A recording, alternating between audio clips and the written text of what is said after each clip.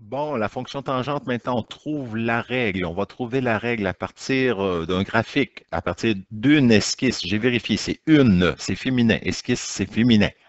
Donc, esquisse, une esquisse. Donc, à partir d'une esquisse ou à partir d'un graphique précis, on va être capable de trouver la règle, donc avec les 4 paramètres. Allons-y. Donc, je regarde mon esquisse, quoiqu'ici, c'est assez précis comme graphique. Donc, ça a été fait à partir d'un logiciel. Donc, mes courbes ne sont pas approximatives. Donc, j'ai des vraies courbes ici.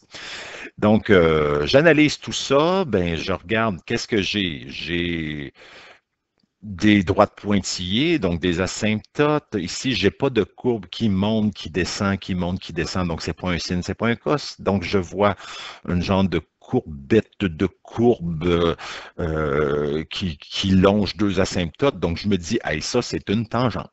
C'est une tangente. Bon, pour trouver la forme de la fonction tangente, il va falloir que je trouve les 4 paramètres. Le premier facile à trouver, c'est trouver le paramètre HK. C'est à partir du point d'inflexion. Mais ici, j'observe, j'ai comme 2 points. J'ai moins 2, 4, j'ai 1, 3. Est-ce que moins 2, 4 est un point d'inflexion? Faut que tu te rappelles que le point d'inflexion, il est toujours situé au milieu des deux asymptotes. Donc, si je prends ce point-là qui est ici, moins 2, 4, est-ce que tu peux dire qu'il est au centre des deux asymptotes? Non, il n'est pas au milieu. Donc, ça, ce n'est pas un point d'inflexion.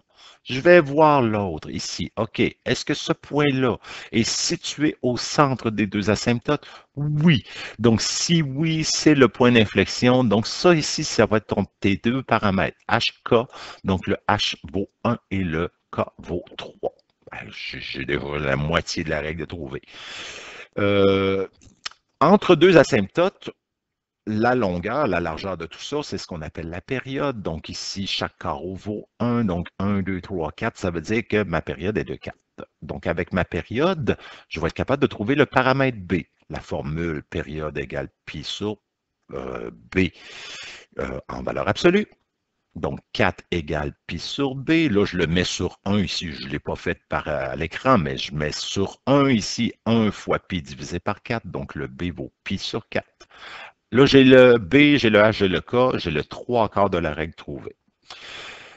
Maintenant, il faut que j'analyse la forme de la courbe. Donc, dans la tangente, j'ai deux types de courbes. J'ai soit une courbe croissante, soit une courbe décroissante. Mais quand je regarde ce que j'ai dans mon graphique, ici, je n'ai pas la courbe décroissante, je l'élimine. Donc, c'est cette courbe-là avec laquelle je vais travailler. Je sais que c'est une courbe croissante, ce qui veut dire que mon paramètre A et B vont être de même signe. Ça, c'est important. Donc, de même signe. Là, ici, je ne sais pas si mon pi sur 4 sera positif ou négatif, mais si je prends positif, il faut que mon A soit positif, puis si lui, je le prends négatif, il va falloir que mon A soit aussi négatif. Donc, qu'est-ce que je vais faire pour trouver le paramètre A? Le paramètre A, si je me fie au sin au cos, hein, ça parlait de l'amplitude, mais là, l'amplitude pour la tangente, ça ne marche pas. Fait que c'est là qu'on va faire intervenir la coordonnée qui n'est pas un point d'inflexion. Donc, cette coordonnée-là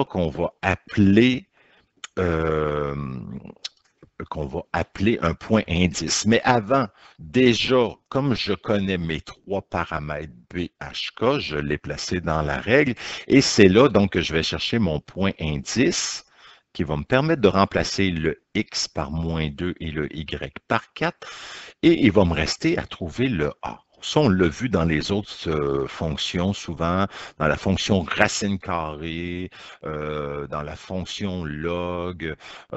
On donnait un point indice qui nous permettait de trouver le paramètre A. Donc, ce sera la même chose ici.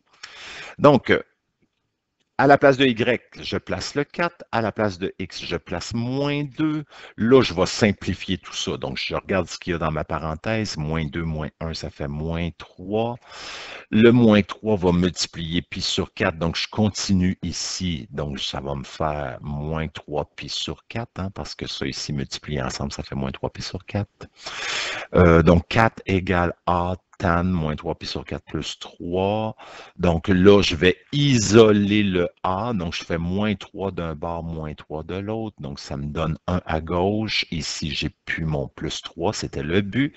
Et donc, si je veux isoler le A multiplie tan moins 3 pi sur 4 et le tan de moins 3 pi sur 4, donc je vais le diviser par moins tan de moins 3 pi sur 4 pour trouver le A. Si je le fais d'un bord, je le fais de l'autre. Ça, c'est le but, c'est pour isoler le A.